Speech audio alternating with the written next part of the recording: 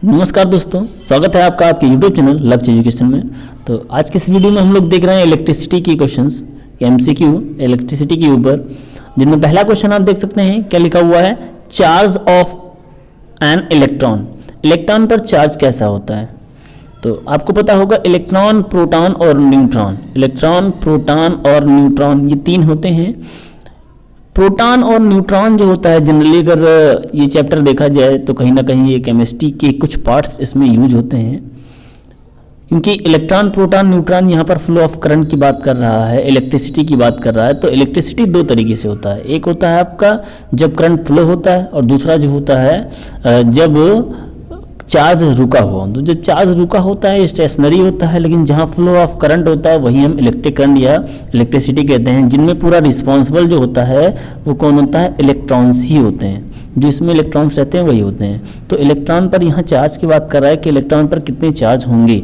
तो इलेक्ट्रॉन पे जो चार्ज होता है वो निगेटिव चार्ज होता है, और यहाँ आप देख सकते हैं ये पॉजिटिव लिखा है, ये निगेटिव, ठीक है, सॉरी ये निगेटिव है, ये पॉजिटिव है। तो पॉजिटिव प्रोटॉन का होता है, और न्यूट्रॉन का जो होता है वो जो है निगेटिव चार्ज होता है। सो यहाँ इलेक्ट्रॉन पे जो चार्ज होगा वो आपका ऑप्शन बी हो जाएगा, कैसा? निगेटिव। अगला क्वेश्चन कहता है flow of electric current. Flow of electric current conducting wire वो किसके द्वारा होते हैं? किसके द्वारा? प्रोटॉन्स, फ्री इलेक्ट्रॉन्स के द्वारा, प्रोटॉन्स के द्वारा, आयंस के द्वारा या न्यूट्रॉन्स के द्वारा। तो आपको पहले बता चुके हैं जो इसमें रिस्पॉन्सिबल होता है वो फ्री इलेक्ट्रॉन्स होते हैं। तो आपका आंसर जो होगा वो बी, ए करेक्ट होगा।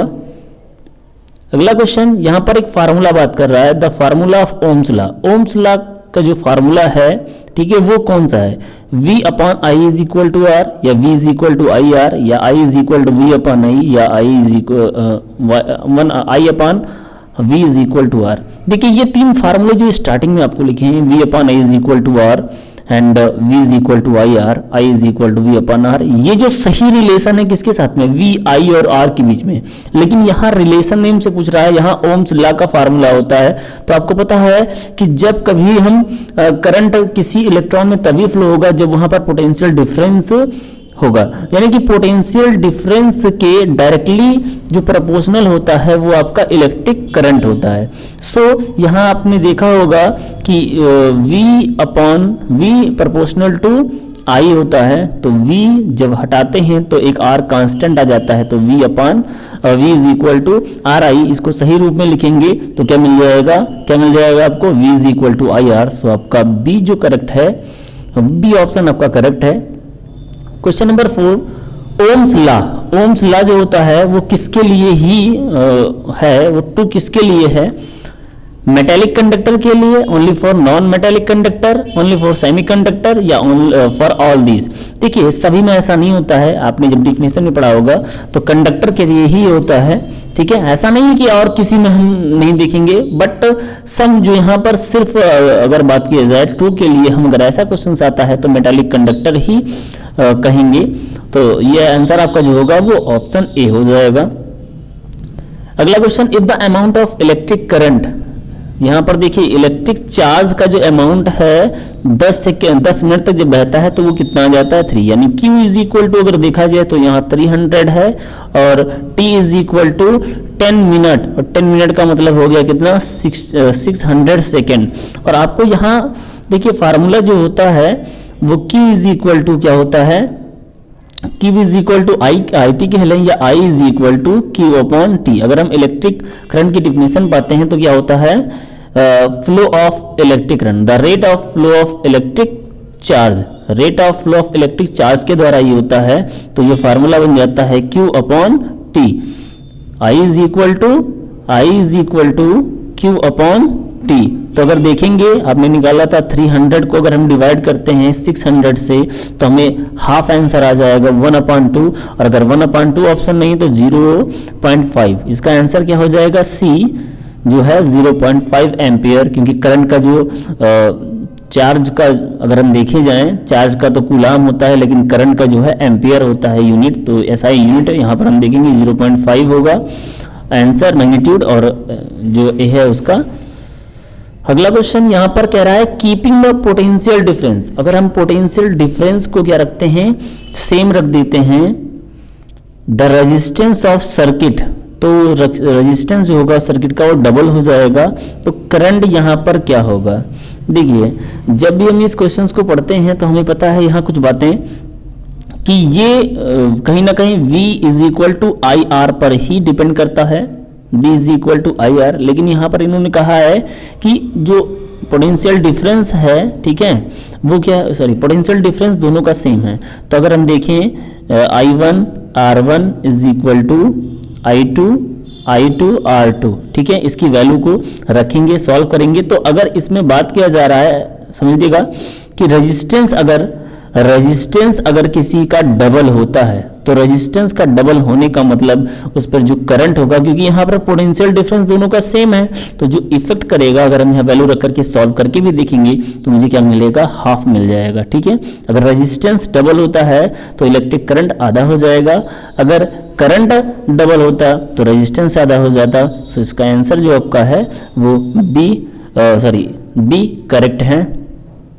अगला क्वेश्चन कहता है a car headlight bulb working on a 12 volt, V is equal to कह रहा है 12 वोल्ट है, और करंट इसमें जो फ्लो हो रहा है I इज इक्वल टू 0.5 है। तो कहता है रेजिस्टेंस क्या है, अभी रेजिस्टेंस आपने फार्मूला पढ़ा V is equal to I R, so R is equal to क्या हो जाएगा, V अपॉन आई।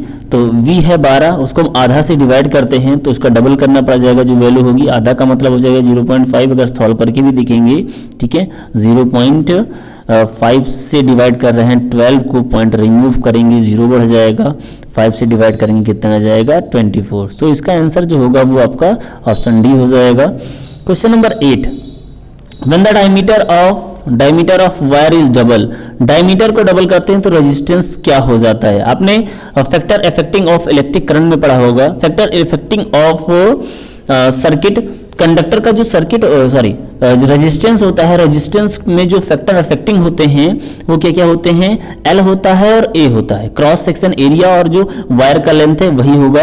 तो अगर हम यहाँ देखें सिर्फ रेजिस्टेंस की बात करता है तो रेजिस्टेंस जो होता है वो इन्वर्सली प्रोपोर्शनल होता है A के, ठीक है, इन्वर्सली प्रोपोर्शनल होता है A के, यानी कि और A क्रॉस सेक्शन एरिया है, जो यहाँ शेप आपको दिखेगा वो सर्कल का दिखेगा, तो वो क्या होता है पाई आर स्क्वायर। तो अगर हम फाइनली कह लें कि जो रेजिस्टेंस होगा वो इन्वर्सली प्रोपोर्शनल है आर स्क्वायर के, इन्वर्सली प्रोपोर्शनल है आर स्क्वायर के। तो अगर वायर का डायमीटर, हम क्या कर रहे हैं, डायमीटर अगर हम डबल करते हैं तो भाई चाहे डी कह लें आर, देखिए वैल्यू तो डी और आर के टर्म में दोनों प्रॉब्लम्स नहीं होगा, क्योंकि आपको पता है D is equal to 2r होता है, ठीक है। तो हम यहाँ आर के टर्म्स में ही अगर देखें, क्योंकि हम वहां पर मान लीजिए उसको डिवाइड करके देखते हैं तो हमें क्या मिलेगा, हमें मिल जाएगा आर जो है इन्वर्सली प्रोपोर्शनल है आर स्क्वायर के। सो अगर हम डबल करते हैं डायमीटर को, अगर हम डबल करते हैं तो जो हमें नया रेजिस्टेंस मिलके आएगा, नया रेजिस्टेंस जो मिल जाएगा वो कितना हो जाएगा 1/4, क्योंकि r का स्क्वायर जो होता है, अगर हम 2 को यहाँ पर 2 मान लें, ठीक है, 2 का स्क्वायर करते हैं तो 4 आता है, तो वो 1/4 ही आएगा। सो हमें क्या आ जाएगा 1/4 हो जाएगा इसका आंसर। क्वेश्चन नंबर 9 कहता है कि जूल पर कूलाम जो है वो किसका यूनिट है, किसी न किसी का यूनिट होगा।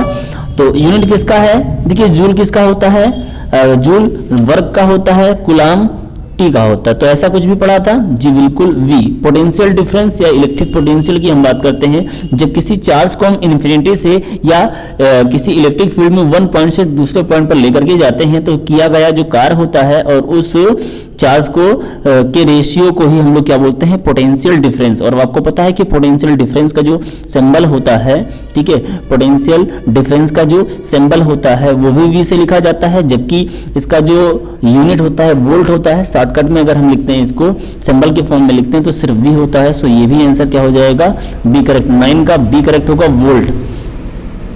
क्वेश्चन नंबर 10 कहता है 2 रेजिस्टेंस जिसमें R1 और R2 हैं, इनको कनेक्ट किया जाता है पैरेलल में। तो पैरेलल कॉम्बिनेशन हमने पढ़ा था, इक्विवेलेंट रेजिस्टेंस निकालने के लिए पैरेलल कॉम्बिनेशन क्या था, 1/R is equal to 1/R1 plus 1/R2, ठीक है, 1/R2। सो अगर हम यहाँ देखेंगे तो यहाँ R1 और R2 ऊपर क्या आ जाएगा R1 प्लस R2, जबकि इसका रेसिप्रोकल अगर किया जाता है, इसका रेसिप्रोकल करेंगे क्योंकि ये जो कुछ भी आता है वो 1/r के टर्म में आता है। रेसिप्रोकल जो R1 R2 है प्रोडक्ट के रूप में ये ऊपर हो जाएगा और R1 प्लस R2 जो है नीचे। तो हम ऑप्शन देखेंगे इसका कौन सा दिख रहा है, जी बिल्कुल आपको यहाँ C दिख रहा है, R1 R2 ऊपर रहेगा और R1 प्लस R2 जो रहेगा वो आपका डिनोमिनेटर में रहेगा। So option C is correct.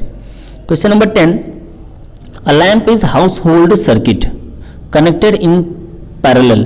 जो लैंप्स होते हैं घर में या हम बिजली कह लें, जितना भी घर का जो डोमेस्टिक सर्किट होता है वो किस पर वर्क करता है, उसको हम पैरेलल कनेक्ट करते हैं। तो पैरेलल कनेक्ट होने का रीजन क्या है, देखिए दो होता है, एक सीरीज होता है और एक पैरेलल।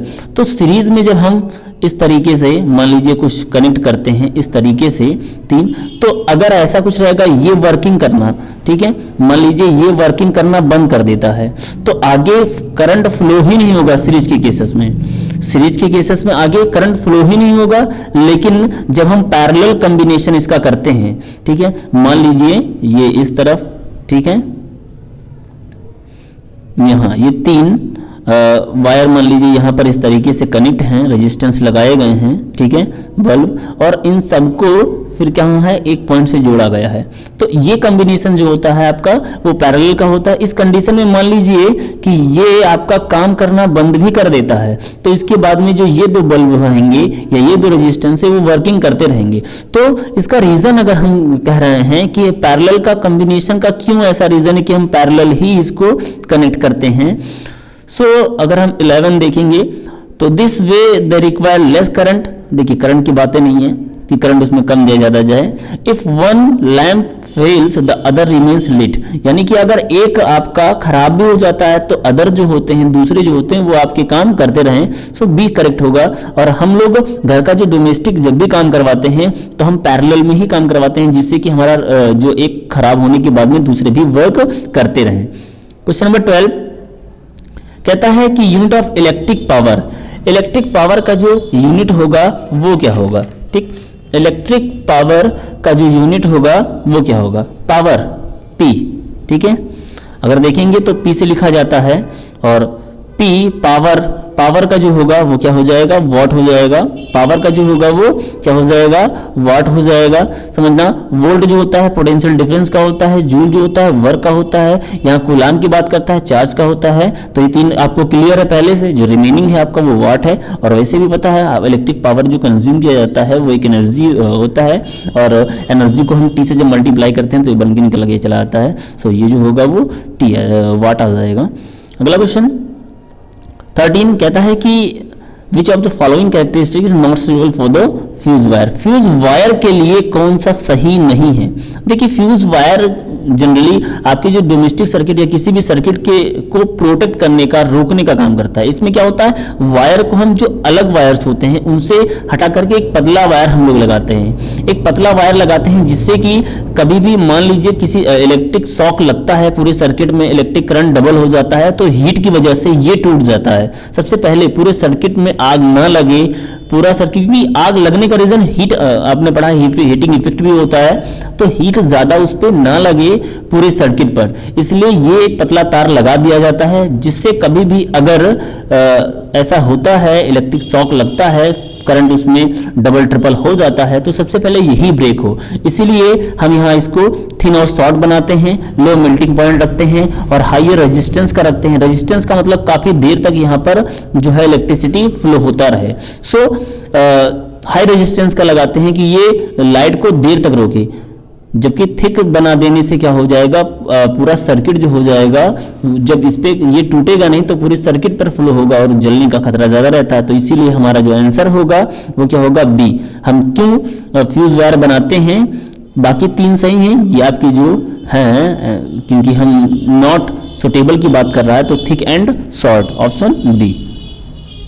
यहाँ 14 नंबर क्वेश्चन देखते हैं। In a filament type bulb, जो फिलामेंट टाइप का बल्ब होता है, इलेक्ट्रिक पावर उसमें क्या सबसे ज्यादा कंज्यूम होता है क्या अपेयर करने के लिए, visual light, infrared rays, ultraviolet rays या फ्लोरोसेंट। देखिए जब भी फ्लोरोसेंट टाइप का जो ट्यूब होता है उसमें सबसे पहले उसको हीट ही वो ज्यादा उसको गर्म करने में ही यूज हो जाता है। सो इसका आंसर जो होगा इंफ्रारेड रेज, ठीक है, यानी हीट में कंज्यूम ज्यादा होता है। सो यहां हम क्या लिखेंगे, इसको पढ़ेंगे इंफ्रारेड रेज, ठीक है, ये आपका सही आंसर होगा।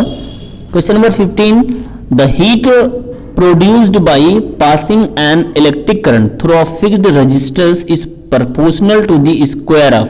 देखिए यहां स्क्वायर की बात कर रहा है, हीट की बात कर रहा है। हीट का फार्मूला आपको पता होगा, H is equal to I square R T, ठीक है, जूस लॉ ऑफ हीटिंग से आपने जाना होगा H is equal to I square R T. तो आई स्क्वायर पर ही है, यानी जो करंट का मैग्नीट्यूड है उसका स्क्वायर है, ठीक है, करंट पर, ठीक है, स्क्वायर लगा है। और यहां इन्होंने बात जो की है वो किसकी बात की है, स्क्वायर की। तो आपको ढूंढना है कि मैग्नीट्यूड ऑफ करंट कहां है। सो मैग्नीट्यूड ऑफ करंट आपका राइट आंसर होगा। क्वेश्चन नंबर 15 कह रहा है इन electric fuse work on. Electric fuse किस पे वर्क करता है, केमिकल करंट पे, chemical effect of current, magnetic effect of current, lightning effect of current या हीटिंग। देखिए हीटिंग इफेक्ट पे होगा क्योंकि हीट होता है तभी वो ब्रेक होता है और पूरा सर्किट जलने से बचाता है। तो इसका जो आंसर होगा वो क्या होगा, डी हो जाएगा। Question number 17, fuse is rated 8 ampere means, कभी भी आपने जब फ्यूज वायर लेने जाते हैं या फ्यूज जो बना होता है उसको लेने जाते हैं तो फ्यूज पर कुछ लिखा होता है कि कुछ ऐसा। तो यहां पर मान लीजिए वहां पर लिखा हुआ है 8 एम्पियर। 8 एम्पियर का मतलब फ्यूज में ये तब तक आपका चलेगा, काम कर सकता है, इस पे कोई प्रॉब्लम्स नहीं आएगी जब तक कि करंट, ठीक है, 8 एम्पियर से ज्यादा ना हो। मींस यहां पर जो कहता है अगर 8 एम्पियर से ज्यादा करंट हो जाता है तो वहां पर वो क्या हो जाएगा, जो फ्यूज होगा वो गल जाएगा। सो यहां देखना कि जो आपका आंसर हो जाएगा वो क्या होगा, it will melt if current exceed 8 ampere. अगर 8 एम्पियर से ज्यादा इसमें करंट फ्लो होता है तो क्या हो जाएगा, ये मेल्ट हो जाएगा। तो डी आपका राइट आंसर होगा। क्वेश्चन नंबर 18 कह रहा है the number of joules in kilowatt. 1 kilowatt में कितने जूल होते हैं। 1 किलोवाट आवर्स की बात कर रहा है, ठीक है, 1 किलोवाट आवर। तो अगर इसको हम सॉल्व करके भी देखें तो कितने जूल्स इसमें आएगा। देखिए किलोवाट की बात कर रहा है 1000, इसको हम मल्टीप्लाई करेंगे, आवर्स में कितने सेकंड होते हैं, 3600। तो फाइनली अगर हम देखें तो नंबर ऑफ जीरोस ये कैसे लिखा हुआ है, आपका स्टैंडर्ड फॉर्म में सब कुछ लिखा हुआ है। तो समझिए कितना होगा, 2 जीरो यहां से और 3 जीरो यहां से, 5 जीरो ये होगा। और अगर 3.6 लिखते हैं तो 5 जीरो, 1 पॉइंट यहां से लेकर के 6 आ जाएगा। सो आपका आंसर जो होगा 3.6 10 to the power 6, ये आपका राइट आंसर होगा, option D. Question number 19, formula of electric power. Electric power का जो इसमें फार्मूला है वो आपका कौन सा होगा, जी बिल्कुल फार्मूले आपको याद ही होंगे। क्या मिल जाएगा आपको, P is equal to V into I, P is equal to V into I. देखिए फार्मूला ये बन के निकला और भी जो फार्मूले हैं वो कहीं ना कहीं किसी ना सही भी हो सकते हैं, गलत भी हो सकते हैं, लेकिन हमें जो देखना है वो इलेक्ट्रिक पावर का देखना है। तो इलेक्ट्रिक पावर जो होगा वो पोटेंशियल डिफरेंस और कितने देर तक वहां पर करंट फ्लो होता है उन दोनों के प्रोडक्ट के इक्वल होता है। सो आपका आंसर जो होगा वो ए आ जाएगा। Question number 20, wire, the wire of electric heater. Electric heater में कौन सा वायर यूज किया जाता है, आयरन बिल्कुल नहीं, टंगस्टन ये तो बल्ब हमने पढ़ा है, कॉपर वगैरह, कॉपर जो यूज किया जाता है वो फैंस में यूज करते हैं। तो यहाँ जो है नाइक्रोम आपने देखा होगा, आग बबूला हो जाता है एकदम से। टंगस्टन क्या होता है, इसमें चमक आती है। कॉपर जो होता है गोल्डन करने लग जाता है। नाइक्रोम आपका जो तार है वो हीटर में यूज किया जाता है। यहाँ 21 कह रहा है as radio set of 60 watt. Radio set जो है वो 60 वाट का है, 50 आवर्स में चलता है। तो बताइए इसमें इलेक्ट्रिक एनर्जी कितना कंज्यूम होगा। तो देखिए इसके लिए कुछ फार्मूले हैं, आपको याद रखना रहेगा।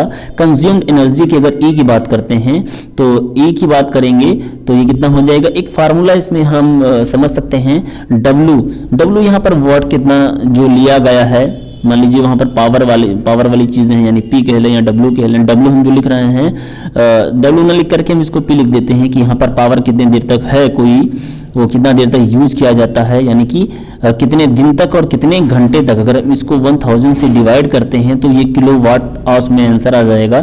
किलोवाट आवर्स में आंसर आ जाएगा। सो आप देखेंगे ये फार्मूला आपका, यानी कि एनर्जी कितना कंज्यूम्ड होता है, इसके लिए पावर जो है वो बल्ब या और कुछ भी चीजें जो इलेक्ट्रिक अप्लायंस लगाए गए हैं उसके पावर कितने हैं, वो कितने दिन तक काम करता है, कितने घंटे तक काम करता है, इन सभी के प्रोडक्ट को 1000 से जब डिवाइड करते हैं तो वो किलोवाट आवर्स में आ जाता है। सो इनको करके देखेंगे हम लोग। क्या है ये, अभी फार्मूले मैंने आपको लिखा तो 60 वाट का है और यहाँ डे नहीं है, सिर्फ आवर्स है 50 है, और इसको डिवाइड करेंगे पूरा किससे, 1000 से। ये 0 0 ये 0 कैंसिल आउट होगा, 5 1 5 5 2 2, ये कैंसिल आउट होकर के 3 आ रहा है, 3 किलोवाट आ रहा है, 3 किलोवाट। अब इसको मल्टीप्लाई करेंगे किससे, क्योंकि हम जानते हैं किलोवाट पर आवर्स में 3.6 10 रेज़्ड टू द पावर कितना 6 होता है। सो मल्टीप्लाई करेंगे तो 3.6 को मल्टीप्लाई करने के बाद में आपको कितना मिलेगा, आपको जो ऑप्शन मिलेगा वो 3 3 9 ऑप्शन में ऐसा कुछ है। तो ये फर्स्ट वाला आपको फिर सॉल्व करने की जरूरत नहीं, मल्टीप्लाई करेंगे तो यही मिल जाएगा। सो आपका आंसर होगा ए। क्वेश्चन नंबर 22 देख रहे हैं, इसमें कह रहा है कि इसमें जो इलेक्ट्रिक करंट जो होगा वो कितना होगा। तो इसका इलेक्ट्रिक करंट अगर आप देखेंगे तो कितना आ जाएगा, इसमें 2 एम्पेयर आ जाएगा। कितना आ जाएगा, 2 एम्पेयर इसका इलेक्ट्रिक करंट आ जाएगा। अगला क्वेश्चन देखते हैं। क्वेश्चन नंबर यहाँ पर हमसे कह रहा है कि इन द गिवन सर्किट, और इसमें बताना है क्या 3 ओम में जो है वो पोटेंशियल डिफरेंस क्या होगा। तो 3 ओम में जो पोटेंशियल डिफरेंस होगा वो कितना आ जाएगा, 1 वोल्ट आ जाएगा। ठीक है, कितना आ जाएगा, ऑप्शन सी 1 वोल्ट इसका करेक्ट आंसर होगा। क्वेश्चन नंबर 24 की यहाँ बात कर रहा है, यहाँ सर्किट दिया गया है और इस सर्किट में बताना है कि ए और बी के बीच में जो रिजल्टेंट है वो क्या है। ये 3 आप देख सकते हैं, तो ये 3 आपकी सीरीज में लगे हुए हैं, सब ऐड हो जाएंगे, कितना आ जाएगा 9, और ये 9 जब निकालेंगे तो कितना आ जाएगा 2/9, क्योंकि ये पैरेलल में होंगे। और अगर 2/9 को हम डिवाइड करेंगे तो कितना आ जाएगा 1/4.5। जब इसका रेसिप्रोकल किया जाएगा 1/r रिजल्ट क्या आएगा, तो इसका रेसिप्रोकल जब करेंगे तो ऑप्शन ए आपका करेक्ट हो जाएगा। जो ऑप्शन ए है वो करेक्ट होगा। क्वेश्चन नंबर 24 की बात कर रहे हैं। देखिए यहाँ पर 23 और 23 दो टाइम्स थे, ये कुछ 25 आपका होगा, पहला 23 और उसके बाद में 24, 25 लास्ट क्वेश्चन आपका है। सो यहाँ पर कह रहा है कि गिवन सर्किट, यहाँ पर इंटरनल रेजिस्टेंस जो दिया गया है, इंटरनल रेजिस्टेंस वो 1 ओम का दिया गया है, और मुझे यहाँ इलेक्ट्रोमोटिव फोर्स जो है वो 20 वोल्ट का है। ठीक है, इलेक्ट्रोमोटिव जो फोर्स है वो 20 वोल्ट का है, 1 इंटरनल दिया गया है। और कह रहा है कि इक्विवेलेंट रेजिस्टेंस क्या है। ये दोनों देखिए, ये आपके जो लिखे हैं ये दोनों, ये किस में बने हुए हैं, 2 और 2 हम निकालेंगे, सीरीज में हैं, 6 आ जाएंगे, फिर इन दोनों का निकाला जाएगा तो 2/6 यानी कि 1/3। ये आपके पैरेलल में थे इसलिए यहाँ पर कितना आया, 3 आ गया। और इसके बाद में 3 यहाँ से कह रहा है, ठीक है, 3 और ये 6 जो इसका रिजल्टेंट इन सबका आया है वो 3 आया है, और ये 6 टोटल कितना, ये सीरीज में बन जाएंगे, टोटल कितना हो जाएगा 9, और यहाँ से एक इंटरनल है और ये 9 कितना हो जाएगा, ऐड होकर के 9 + 1 10 हो जाएगा।